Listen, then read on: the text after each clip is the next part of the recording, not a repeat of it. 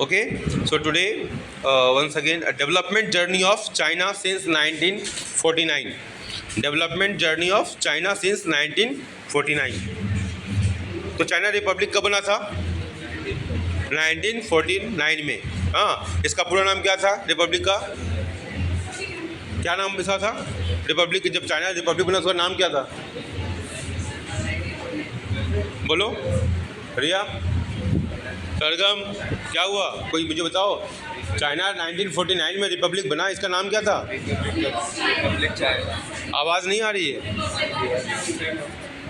हाँ, Republic people of China. हाँ, बोलो भाई। हाँ, क्या? People's republic of China. देखो ये भी क्वेश्चन बन सकता है, ठीक है? तो आप समझ लीजिए कि एक एक चीज़ को ध्यान दीजिए, लिख लो कहीं। जिन लोगों ने आंसर नहीं दिया वो कहीं नोटबुक में लिख लें, पीपुल्स रिपब्लिक ऑफ चाइना, ठीक है? उसकी जर्नी को हम देखेंगे। ओके, चाइना में फर्स्ट 5 ईयर प्लान आदित्यमन कब हुआ था? When it was started planning? 1953। अमन नेगी पाकिस्तान में, 1956, इंडिया में 1951। ठीक है? ऐसे ही बार बार करत करत अभ्यास के जड़ मत हो सुजान वाली बात है कि आप प्रैक्टिस करोगे, बार बार पढ़ोगे तो कोई डिफिकल्ट नहीं रह जाएगा।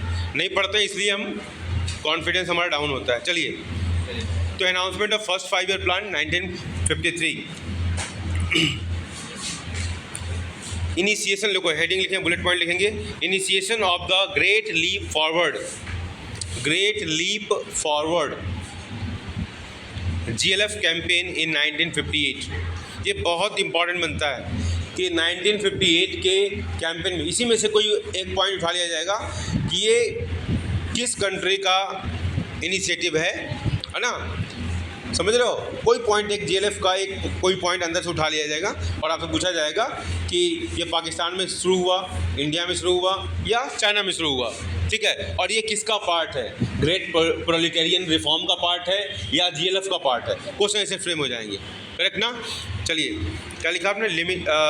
Initiation of the great leap forward that is GLF campaign in 1958।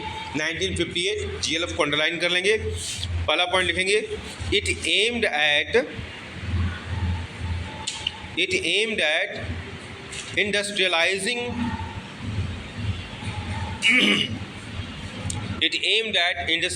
The country on a massive scale.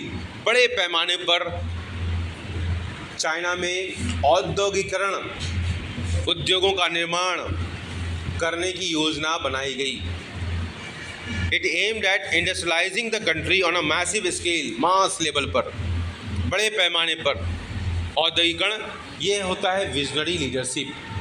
हम समझ गए कि जॉब क्रिएशन की जो संभावनाएं हैं वो इंडस्ट्री में ज़्यादा हैं, एग्रीकल्चर में नहीं है, ठीक है? हमारे यहाँ एग्रीकल्चर क्या है कंपेरेटिव, थोड़ा देखो तो ओवर बर्डेंड है एग्रीकल्चर, ठीक है? आपने एक वर्ड पढ़ा होगा, डिसगाइज्ड अनएम्प्लॉयमेंट। तो डिसगाइज्ड अनएम्प्लॉयमेंट की समस्या मुख्यतः एग्रीकल्चर सेक्टर में प्रिवेल करती है, ठीक है? और अगर उस पॉपुलेशन को वहाँ से सरप्लस पॉपुलेशन को अगर वहाँ से निकाला जाए और उसको सक्सेसफुली कहीं दूसरे जगह लगाया जाए, किसी इंडस्ट्री में, मैन्युफैक्चरिंग में, बहुत सारी संभावनाएं हैं, जॉब की तमाम संभावनाएं हैं, ठीक है? अगर स्किल बेस्ड हैं तो। अगर स्किल नहीं है, ट्रेडिशनल माइंडसेट से हम जी रहे हैं, तो तमाम जो है संभावनाओं के द्वार बंद हो जाते हैं और जीवन फ्रस्ट्रेशन से भर जाता है। इसलिए जहाँ भी रहो स्किल को अर्न करने का प्रयास करो, चाहे कंप्यूटरिंग की स्किल हो, चाहे कोई भी हो, ठीक है? आजकल कभी मैं भी आपकी तरह तो रील नहीं देख पाता हूँ, लेकिन मैं भी थोड़ा रील देखता हूँ, ठीक है?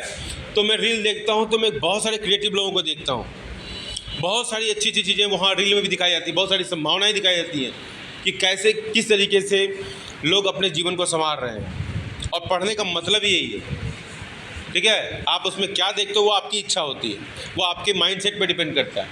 व्हाट पॉइंट, संभावनाएं बहुत अच्छी हैं, हर जगह अच्छाइयाँ हैं और हर जगह बुराइयाँ हैं। जिस तरीके से आप उसको परसीव करते हो, जिस माइंडसेट के साथ देखते हो, उसी तरह की पर्सनालिटी बनती है। ठीक है, तो स्किल होना बहुत ज़रूरी है और चाइना ने इसी बात पर फोकस किया। अगर हमको एम्प्लॉयमेंट देना है, विश्व का सबसे अधिक पॉपुलेशन किस देश में है? इंडिया। कहीं आगे रहें ना रहें, इसमें ज़रूर आगे रहेंगे। व्हाट पॉइंट, ठीक है। और इसमें यह नहीं है कि सबका, कुछ विशेष लोगों का ज़्यादा योगदान है। व्हाट पॉइंट, समझ रहे हो। और ये देश के लिए बहुत बड़ा खतरा भी है, इस तरीके से पॉपुलेशन का ग्रोथ होना। ठीक है, चलिए ज़्यादा इस पर नहीं बात करना चाहिए। It aimed at industrialising the country on a massive scale, comma, concentrating not only in the urban areas but also in the rural areas. Concentrating not only in the urban areas but also in the rural areas. ठीक है, generally कोई भी development होता है तो वो कहीं ना कहीं शहरी क्षेत्र में सीमित हो जाता है। प्राय ऐसा देखा गया है, गाँव तक उसकी पहुंच, कंट्री साइड तक उसकी पहुंच नहीं हो पाती है। और यही कारण है कि गांव से जो शहर की तरफ माइग्रेशन होता है, उस माइग्रेशन की एकमात्र एक वजह, बहुत बड़ी वजह यह है बहुत बड़ी वजह यह है कि हम जितनी अपॉर्चुनिटीज़ शहरी लोगों को शहरी जीवन में हमको दिखाई देती हैं, वो सारी संभावनाएं ग्रामीण जीवन में नहीं दिखाई देती हैं।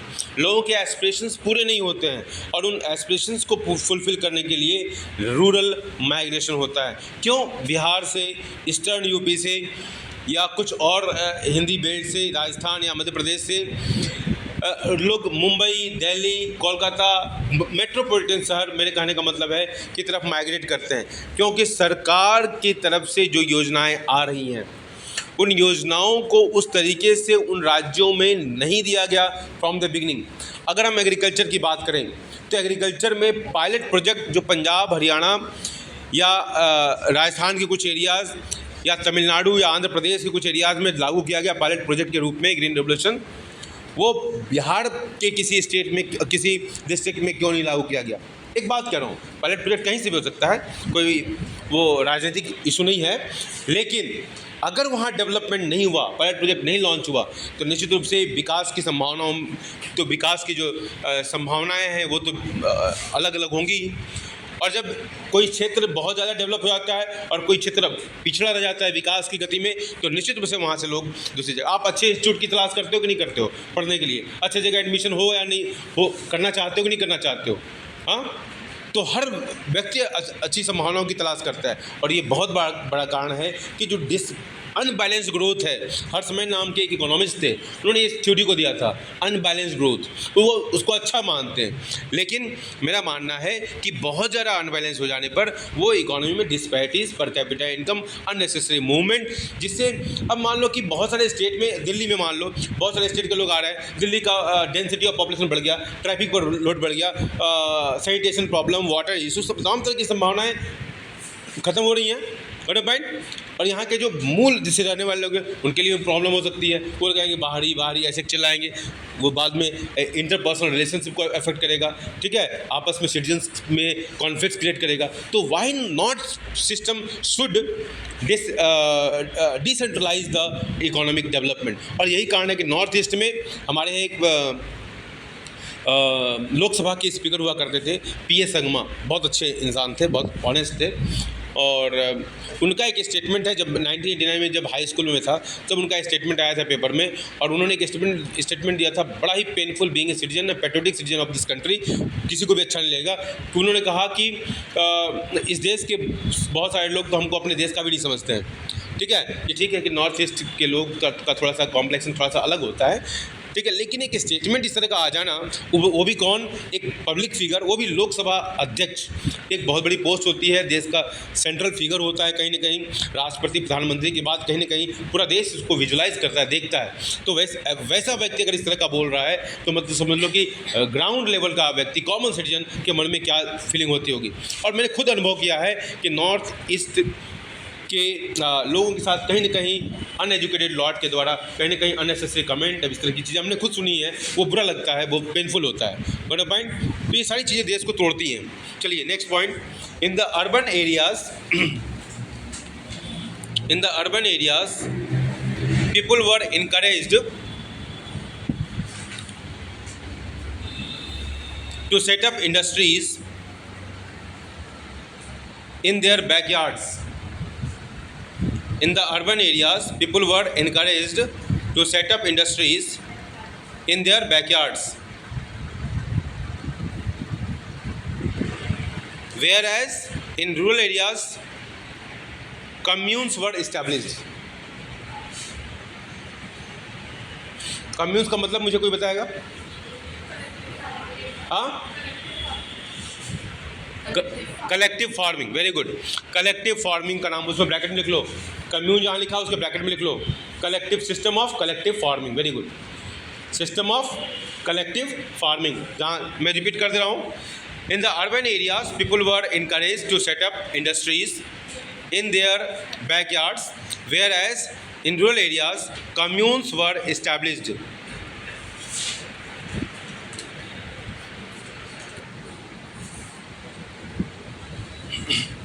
Clear? Through the commune system in 1958, through the commune system in 1958, there were 26,000 communes. There were 26,000 communes covering almost all the farm population. Through the commune system in 1958, there were 26,000 communes covering almost all the farm population.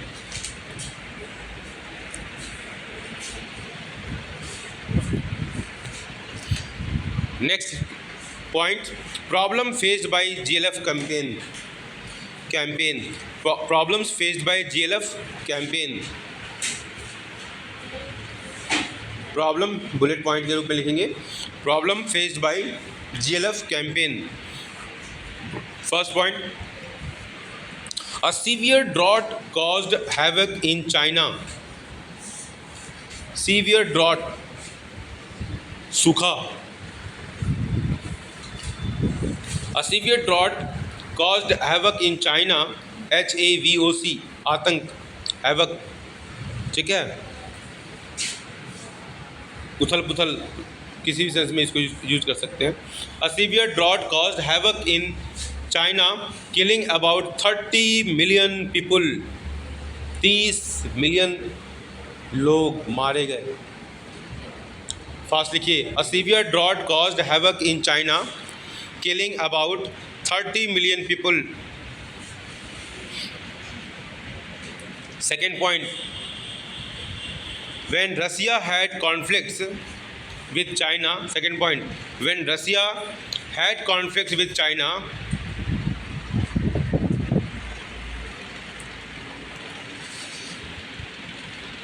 it withdrew, WITHDREW, withdrew, DRAW,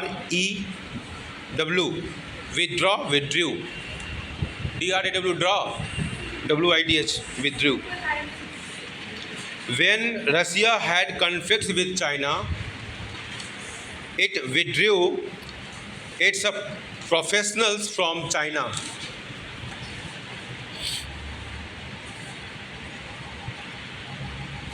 These experts were earlier sent to China.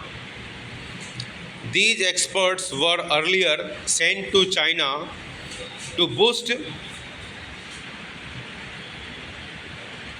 the industrialization process. To boost का मतलब support करना, है ना, boost. एक आता है ना वो, boost is the secret of my energy and your energy, ठीक है ना, तो वही बूस्ट है, ठीक है.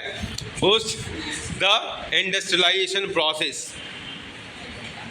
Next heading, the great proletarian cultural revolution in 1965. The Great Proletarian Cultural Revolution in 1965.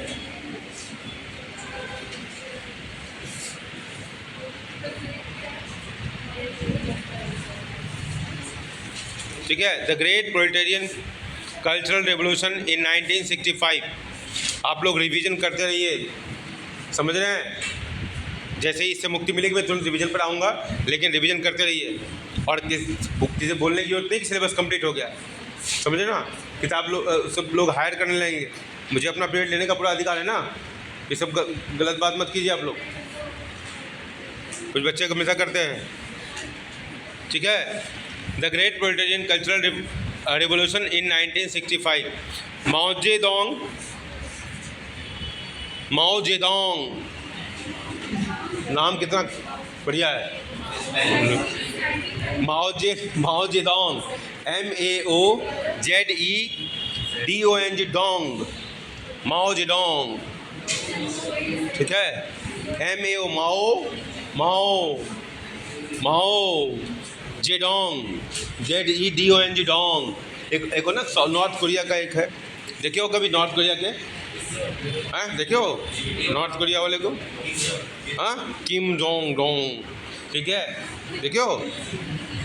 ठीक है, माओ Zedong introduced the great proletarian cultural revolution, bracket में 1966 to 76. Mao Zedong introduced the great proletarian cultural revolution, bracket में लिख लेंगे 1966 to 76. हमारे यहाँ 66 में कुछ किया गया था इंडिया में. रुचि मल्होत्रा, हाँ, ग्रीन रेवोल्यूशन. ठीक है, वेरी गुड. ठीक है, अब रुचि शर्मा होगी. चलो ठीक है, तो कल्चरल रेवोल्यूशन 1966-76, ब्रैकेट में लिख लेना. To construct China, to reconstruct China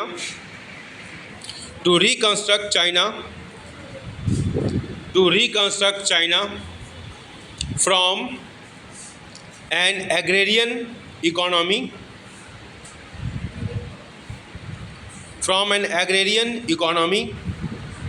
into an industrialized society. From an agrarian economy into an industrialized society. इसको अंडरलाइन जरूर करें कि क्या ऑब्जेक्टिव था. इससे क्वेश्चन मतलब बहुत अच्छा क्वेश्चन इससे निकलने की सब पूरी संभावना है. इसको अंडरलाइन कर लीजिए कि ग्रेट प्रोलेटेरियन रिफॉर्म्स का ऑब्जेक्टिव क्या था. ठीक है, अंडरलाइन कर लें. To reconstruct China from an agrarian economy into an industrialised society. ये अगर development history of the world को देखा जाए तो ये पाया गया है कि traditionally all the societies of the world, ठीक है, they were primarily agriculture based societies. पहले क्या था? All societies were what? Agriculture based societies. और जैसे जैसे डेवलपमेंट हुआ तो पॉपुलेशन का जो शिफ्टिंग है from agriculture to industry and then industry to service sector, मतलब टर्सरी सेक्टर की तरफ मूवमेंट हुआ है. भारत में एक स्थिति क्या है, पाकिस्तान में भी यही स्थिति हुई कि सेकेंडरी सेक्टर का उतना डेवलपमेंट नहीं हुआ और टर्सरी सेक्टर का हो गया. ठीक है, तो वे थोड़ा सा अजीब तरह का डेवलपमेंट इसको एग्जाम्पल के रूप में दिखाई देता है, जो दूसरे देशों के जो विकास के जो पैटर्न है उससे मेल नहीं खाता है ये. चलिए, under the cultural revolution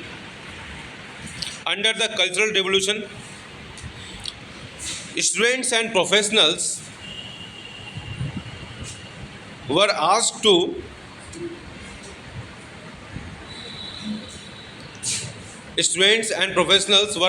to work and learn from the real life situations. Students and professionals were asked to work and learn from the real life situations prevailing in the countryside of China.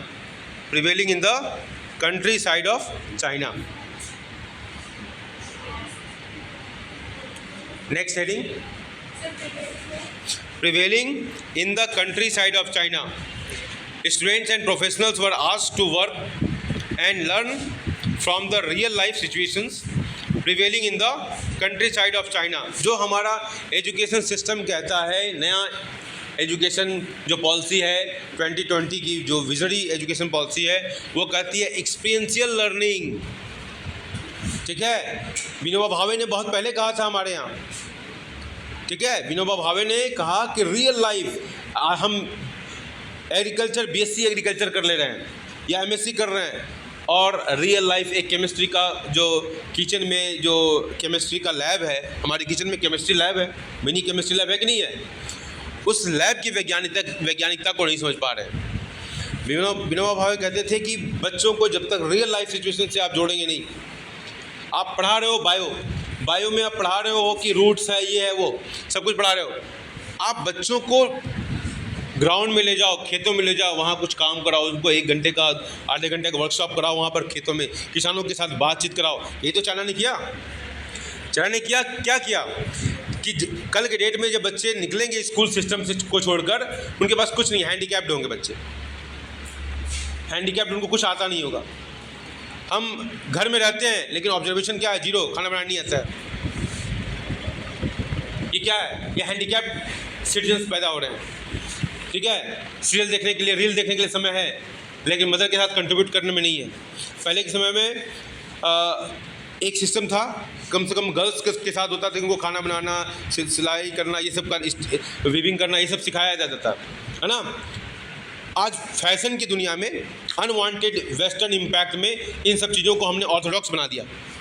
हमको याद है कि हम लोग की grand mother, अभी भी बहुत सारे जगहों में जो रूरल एरिया से जो लोग जुड़े हुए हैं, वो एक घास आती थी, हम लोग के यहाँ अलग नाम है, अलग अलग जगह अलग अलग नाम होगा, उससे वो टोकरी बनाती थी, छोटी टोकरी बनाती थी, वो इतना सुंदर। आज मैं देखता हूँ बड़े जगह मॉल वगैरह में ये सब चीज़ें सामान बनाया था, उसके लिए एक अलग वर्कशॉप चल रहा है। और जो हमारे यहाँ हाउस होल्ड का चीज़ हुआ करता था, ग्रैंड मदर लोग बनाती थी, हर घर में बनाया जाता था। आप लोगों की ग्रैंड मदर नहीं, मैं अपनी ग्रैंड मदर की बात कर रहा हूँ, she is no more in this world. ठीक है, वो समाज, हम डिटैच हो गए, अपने सिस्टम से डिटैच हो गए, अपने सिस्टम से अलग हो गए, और टोटली हम लोग क्या किया, एक सैद्धांतिक समाज की तरफ बढ़ गए, और प्रैक्टिकल जो ओरिएंटेड समाज था, हमारा समाज टोटल स्किल बेस्ड सोसाइटी हुआ करती थी, उस सिस्टम से हम अलग हो गए। मैं किसके लिए बोल रहा हूँ अनीस? जब भी मैं देखता हूँ कुछ वैल्यूज़ और कुछ अच्छी बातें बताई जाती है ना, कुछ बच्चे बात करने लगते हैं। ये लाइफ चेंजिंग थॉट में देता हूँ, पढ़ाने के लिए तो मैं सिलेबस 2 मिनट में ख़त्म कर दूँ, लेकिन मुझे सेटिस्फेक्शन ही नहीं होता है। मेरी प्रॉब्लम यही है, मुझे सेटिस्फेक्शन ही नहीं होता है उस तरह की पढ़ाई में, जब तक कुछ वैल्यूज ना दिया जाए, कुछ चीज़ें को अलग से ना बताया। चलिए लिखिए, बात करते हो तो मज़ा नहीं आता। क्या लिखा आपने? Prevailing in the country side of China. Okay, लिख लिया। चलिए next heading, introduction of economic reforms in 1978। Introduction of economic reforms in 1978। देखो 76 तक वो कल्चरल रिफॉर्म चला है, 2 साल का समय लिया गया, 2 साल गैप लिया गया, मतलब 1978 में जब प्लानिंग आई इकोनॉमिक रिफॉर्म्स की, तो पूरी जो इकोनॉमिक रिफॉर्म्स इंट्रोड्यूस किया गया, तो पूरी प्लानिंग के साथ इंट्रोड्यूस किया गया। What are the things required, इस पॉइंट ऑफ व्यू से किया गया, कैसे किया जाए, इस प्लानिंग के साथ किया गया। पॉइंट, और ये होना चाहिए विजनरी पॉलिसीज़ के थ्रू। नहीं है कि अब समस्या है 15 दिन का, नहीं हमारे पास फॉरेन एक्सचेंज, क्या करें, देश नहीं चल पाएगा, कुछ कर दो, that should not be there. अब ऐसे समय में क्या करोगे, जब आपके पास घर में पैसा बिल्कुल नहीं है, किसी से मांगोगे लोन, तो अपने टर्म्स एंड कंडीशन पर देगा ना। बोलो भाई, अपने टर्म्स एंड कंडीशन पर लोन देगा ना वो तो, हाँ, उसमें आपकी विल नहीं रहेगी। लेकिन आपने प्लान कर लिया कि अगले 5 साल में हमको मकान बनाना है, उसके हिसाब से आप अभी से एक्यूमुलेट करने लगे, पैसा इकट्ठा करने लगे, देन आपके पास एक अच्छा खासा हैंडसम अमाउंट होगा। जब आप चॉइस होगा कि किस बैंक से लें, कैसे लें, क्या करें, और पॉइंट ऑल ऑफ सडन नहीं किया सकता अच्छे काम। चलिए, introduction of economic reforms in 1978। पहला पॉइंट लिखेंगे, China introduce reforms in phases. China introduce reforms in phases. ठीक है, पहला point under this initial phase that is first phase, initial phase that is first phase.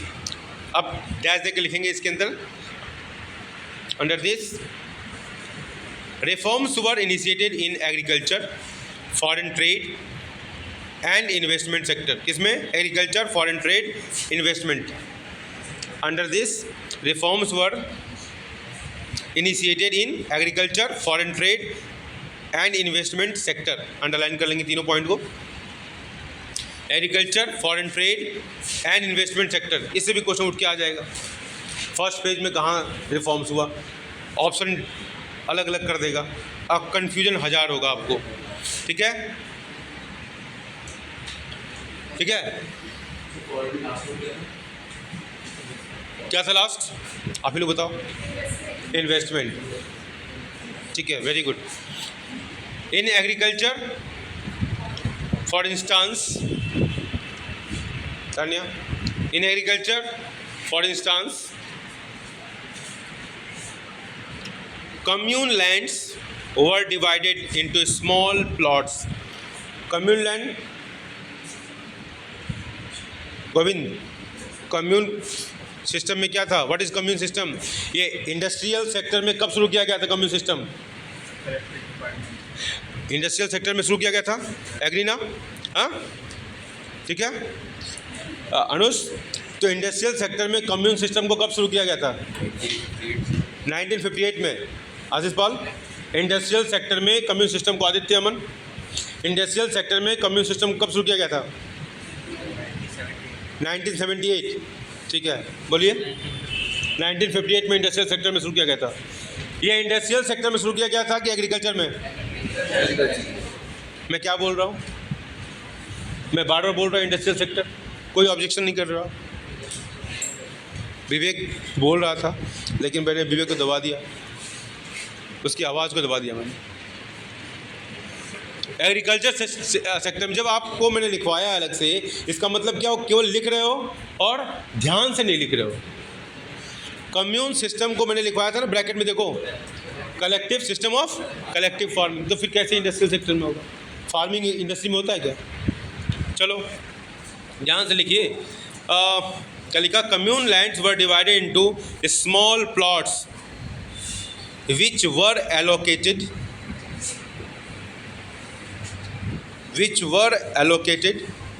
Bracket में लिख दो,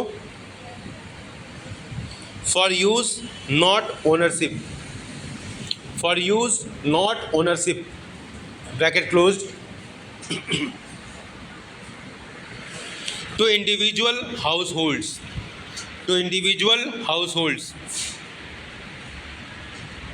which were allocated to individual households.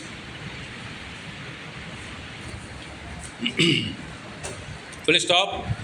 They were allowed to keep all income from the land after paying stipulated taxes. Stipulated, STIPULATED, stipulated taxes. Repeat कर रहा हूँ, they were allowed to keep all income from the land after paying stipulated taxes. मतलब जो निर्धारित, जैसे हम लोग के यहाँ अगर ग्रामीण भाषा में कहा जाए, जो हमारे यहाँ किसी की ज़मीन होती है, कोई उस पर काम करता है, पट्टे के ऊपर, पट्टा एक वर्ड यूज़ किया जाता है, रेहन कह लो, पट्टा कर लो, है ना, उसी से एक शब्द बाद में हमको लगता है बन गया है पट्टीदार। ठीक है, तो उस पर लैंड किसी की है, लैंड साहब की है, ठीक है, और साहब ने, फार्मर है साहब, ये बड़े फार्मर हैं स्नेहांशु जी, और छोटे फार्मर हैं अमन नेगी जी। ठीक है, अब छोटे फार्मर अमन नेगी, नहीं सॉरी, अमन नेगी बड़े फार्मर हैं, मैं छोटा फार्मर हूँ। ठीक है, Rajeev Pandey is a small farmer and Aman Negi is a landlord. तो मैं उनकी खेती कर रहा हूँ, उनसे ज़मीन मैंने उधार लिया हुआ है।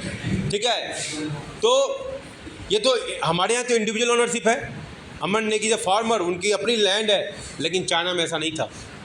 चाइना में सारी ज़मीन किसकी है? सरकार की, और सब लोग पट्टे पर काम कर रहे हैं। आपको लीज पर दिया गया कि आप उस पर काम करें और सरकार को एक निर्धारित टैक्स दे दीजिए, देंगे वो, और बाकी वो इनकम। ठीक है, हमारे यहाँ ये ऐसा सिस्टम नहीं है, सारी ज़मीन पर इंडिविजुअल ओनरशिप है। ठीक है, और वो लोग सरकार की तरह काम कर रहे हैं, हम काम नहीं करेंगे, ज़मीन को दे रहे हैं। इससे क्या हो रहा है? उसको तो टैक्स देना ही है, अपनी ज़मीन रखने का सरकार को टैक्स देना है थोड़ा सा, प्लस इनकी अपनी ज़मीन नहीं है तो इनका अपना इंटरेस्ट भी उतना नहीं होता है। इस ज़मीन से जो प्यार है ना, वो नहीं रिफ्लेक्ट होता है। हम इन प्रकार जैसे जैसे हो उससे फसल लेने के चक्कर में ज़मीन की जो फर्टिलिटी है उसका ध्यान नहीं रखते हैं। बड़े पॉइंट समझ रहे हो? तो जो चाइना का जो सिस्टम था वो सिस्टम था इंडिविजुअल ओनरशिप का नाम नहीं था, और लोगों को कहा गया कि आप प्लॉट ले लीजिए, आप प्लॉट पर काम कीजिए, सारी इनकम आपकी होगी, सरकार को एक निर्धारित टैक्स देने के बाद आप अपने पास इनकम रख लेना। ठीक है, तो ये सिस्टम इंट्रोड्यूस किया गया था, लेकिन सारा सिस्टम इस तरीके से डिज़ाइन किया गया था, people have no options, they have to work. ठीक है, सब लोग काम करने वाले थे। They were allowed to keep in all income from the land after paying stipulated taxes. Second point, second and later phases. पहला इनिशियल फेज देखा, दूसरा बुलेट पॉइंट लिखेंगे second and later, LATR, later phases. Reforms were initiated in the industrial sector. Second phase की बात कर रहा हूँ, second and later phases dash reforms were initiated, जल्दी लिखेंगे, reforms were initiated in the industrial sector, full stop. Private sector firms, comma, in general, fast लिखेंगे, private sector firms in general and townships and village enterprises and township and village enterprises, comma, in particular were allowed to produce goods. In particular were allowed to produce goods.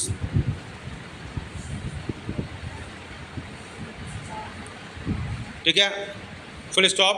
At this stage state owned enterprises, bracket में SOE, state owned enterprises, हमारे यहाँ जैसा कहते हैं ना state public sector enterprises, state owned मतलब state का मतलब सरकार।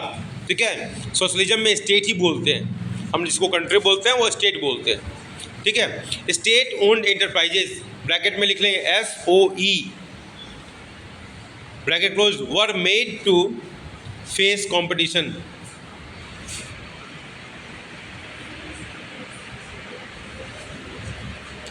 Next point, concept of dual pricing. Concept of dual pricing.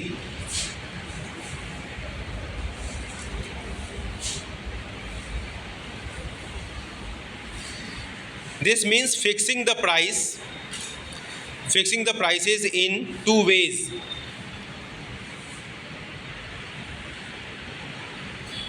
Farmers and industrial units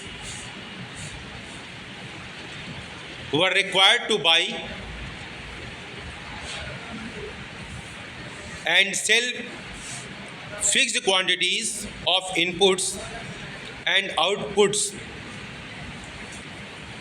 Farmer and industrial units were required to buy and sell fixed quantities of inputs and outputs on the basis of prices fixed by the government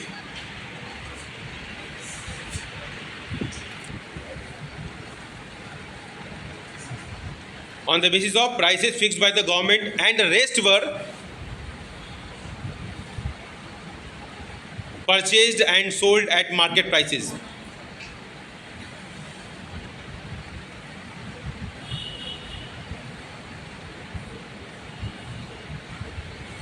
Full stop. Over the years as production increased, comma, the proportion of goods or inputs the proportion of goods or inputs transacted in the market also increased. Promotion of goods or inputs transacted in the market also increased.